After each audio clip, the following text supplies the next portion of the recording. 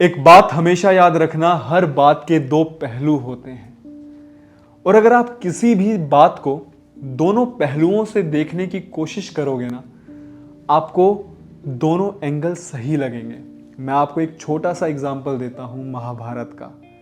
कर्ण ने साथ दिया दुर्योधन का। अब महाभारत को ना कई लोग दोनों एंगल से देखते हैं। कई लोग कर्ण के एंगल से देखते हैं कि नहीं यार, कर्ण सही था, लेकिन सिर्फ दोस्ती निभाने के लिए उसने दुर्योधन का साथ दिया। वैसे ही कई लोग कृष्ण भगवान सही थे, उन्होंने सत्य का साथ दिया और न्याय दिलवाया। इसको आप रिलेट कर पाएंगे इस वाले एग्जाम्पल को जैसे जैसे वीडियो आगे बढ़ेगी। आज की हमारी वीडियो है जो बहुत ज्यादा हॉट टॉपिक चल रहा है इस टाइम पे इंटरनेट पे, एसडीएम ज्योति मौर्य और आलोक मौर्य का, और साथ में वो जो एक बीच में लव ट्रायंगल बना मनीष दुबे का। बहुत सारे कमेंट्स किसी भी आप वीडियो के नीचे देख लीजिए, रील्स पे या फिर शॉर्ट्स पे या फिर यूट्यूब पे, जो ये न्यूज़ वाले डाल रहे हैं कि ज्योति मौर्य को उसकी जॉब से हटा देना चाहिए, पर किसी ने भी एक बार भी ये नहीं कहा कि मनीष दुबे को भी निकालना चाहिए जॉब से। किसी ने भी एक बार भी ये नहीं बात की कि यार मनीष दुबे की जो वाइफ है ना, उनको कैसा लगा होगा। शादीशुदा तो यार मनीष दुबे भी थे, उनकी वाइफ पर क्या बीती होगी। कहानी सबको पता है। सीधा आते हैं मेन टॉपिक पे। स्टेज बनी यहाँ पे मीडिया, पावर बनी सोशल मीडिया। अब लड़का यहाँ पे कहीं भी गलत नहीं है। लड़के ने सिर्फ और सिर्फ अपना पक्ष रखा क्योंकि उसको डर था अगर वो ऐसा नहीं करता तो उसकी कोई सुनवाई नहीं कर रहा था।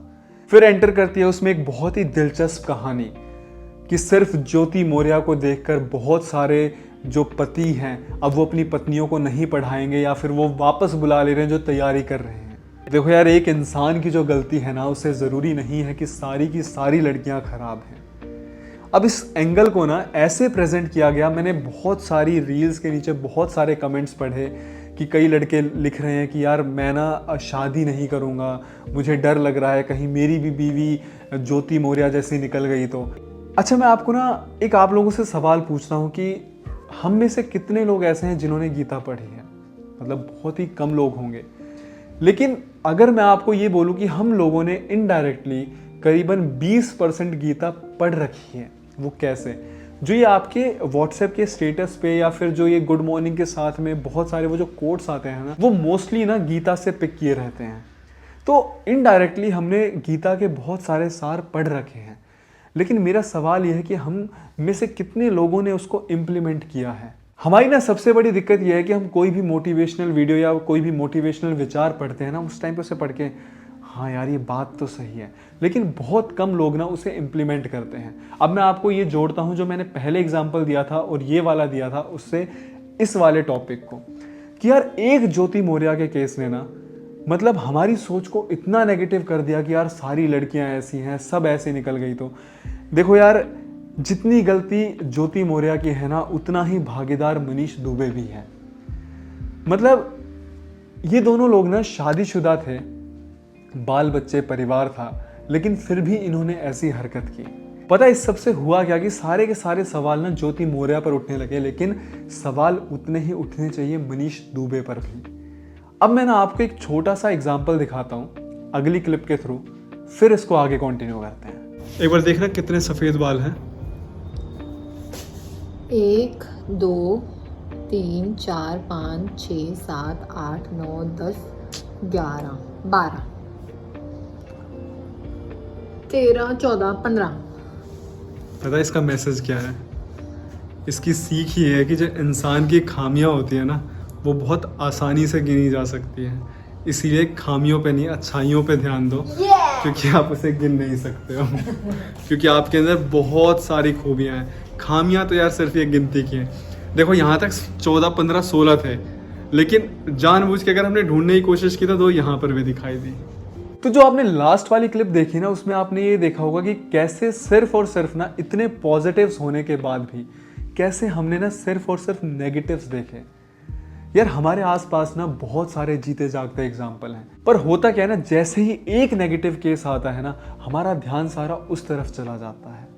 हम सबके दिमाग में ना बहुत सारे नेगेटिव थॉट्स आने लगते हैं कि यार अगर हमने अपनी वाइफ को पढ़ाया वो ऐसे निकल गई तो।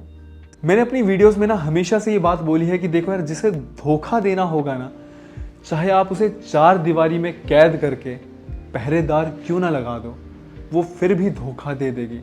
चाहे वो बाद में धोखा देने के लिए जरिया अपना पहरेदार को ही क्यों ना बना ले। और जिसको साथ देना होगा ना, चाहे आप उसे खुले आसमान में आज़ाद क्यों ना छोड़ दो, अगर उसके मन में पाप नहीं होगा ना, तो फिर भी हमेशा आपका साथ देगी। मुझे ना एक शेर याद आया, ये जो पूरी SDM वाली कहानी थी, इससे ये मेरा लिखा हुआ शेर है कि हमने इसलिए भी भागकर शादी नहीं की, गांव वाले बेटियों को पढ़ाने शहर नहीं भेजेंगे। सिर्फ और सिर्फ एक इस केस ने ना बहुत सारे लोगों के मन में सवाल उठा दिए हैं। बहुत सारी बीवियों के मन में सवाल उठ गए अपने पतियों के खिलाफ, और बहुत सारे पत्नियों के मन में सवाल उठ गए हैं अपनी पत्नियों के खिलाफ। हम यार जो भी काम करते हैं ना अपनी लाइफ में, हमें ना हमेशा ध्यान रखना चाहिए कि उसका इम्पैक्ट ना सोसाइटी पर कैसा पड़ेगा। आजकल का जो ज़माना है ना, वो सोशल मीडिया का है। अगर मैं 2014-2015 की बात करूं, 2016-17 की बात करूं, उस टाइम पर ना सोशल मीडिया पर फेमस होना बहुत मुश्किल टास्क होता था। मतलब कि मैं एग्जांपल दूं कि मैंने 2017-18 में यूट्यूब शुरू किया था। एक जो वीडियो वायरल होनी होती ना, उसके पीछे बहुत स्ट्रगल होता था। एक 1.5 साल लग जाते थे लोगों को यार इस सोशल मीडिया को देने में, तब जाके उनकी एक वीडियो वायरल होती थी और उन्हें थोड़ी पहचान मिलती थी। मुझे अब भी याद है 2018-19 में एक वीडियो वायरल हुई थी, ऐसे कैसे चलेगा दीदी मेरी, और उसके बाद मुझे पहचान मिली थी। मैं कहीं बाहर जाता लोग मुझे पहचानते थे। पर जो आजकल का टाइम है ना, आपकी एक वीडियो वायरल हुई, उस पर 10-15 मिलियन व्यूज़ चले जाते हैं और आपको पहचान मिल जाती है। आपके आसानी से 15-20-30 हज़ार फॉलोअर्स आ जाते हैं। यार इस ज़माने में ना आपको ये ज्योति मौर्य और मनीष दुबे तो बहुत मिल जाएंगे, पर बहुत मुश्किल है आलोक मौर्य मिलना। यार आपका ना दिल सच्चा होना चाहिए। आप ना यार अंदर से ईमानदार होने चाहिए। जो भी आप काम कर रहे हो ना, उसमें ऑनेस्टी होनी चाहिए।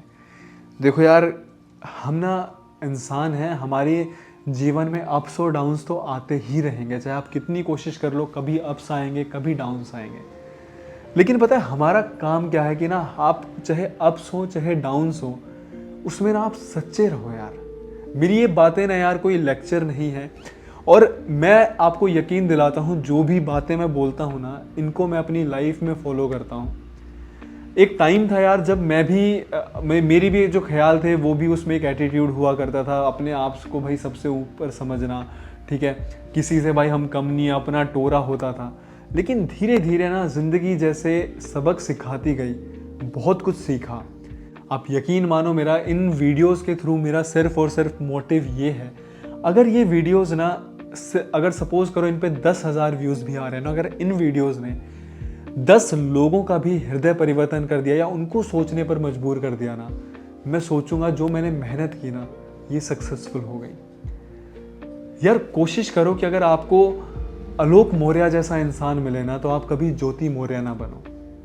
बहुत कम लोग हिम्मत कर पाते हैं समाज के खिलाफ लड़कर अपनी वाइफ को पढ़ाने में या उसकी केयर करने में, क्योंकि आप समझो एक आदमी के नज़रिए से कि उसके लिए कितना मुश्किल होता है। अगर वो अपनी वाइफ की थोड़ा एक्स्ट्रा केयर करता है ना, उसके रिलेटिव सवाल उठाते हैं, उसको समाज, वो दोस्त कहते हैं अरे यार बता जोरू का गुलाम है, कई बार तो घर वाले भी बोल देते हैं। तो एक आदमी के लिए बहुत मुश्किल होता है सारे ओड्स के अगेंस्ट लड़कर अपनी वाइफ को सपोर्ट करना। और अगर वो आपको करता है ना सपोर्ट, तो अगर वो 100 टाइम्स आपको सपोर्ट कर रहा है ना, तो आप उसका रिजल्ट ना 1000 टाइम्स उसको दो।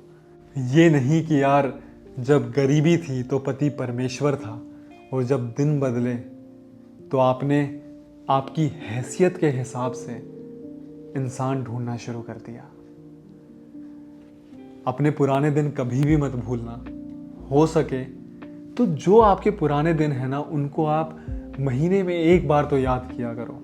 यकीन मानो वो आपको ना ग्राउंडेड रखने में बहुत हेल्प करेंगे। लाइफ में आगे बढ़ते रहो, मेहनत करते रहो, और लाइफ में चाहे कितने भी टफ से टफ सिचुएशन क्यों ना आ जाए, कभी भी मुस्कुराना मत भूलना।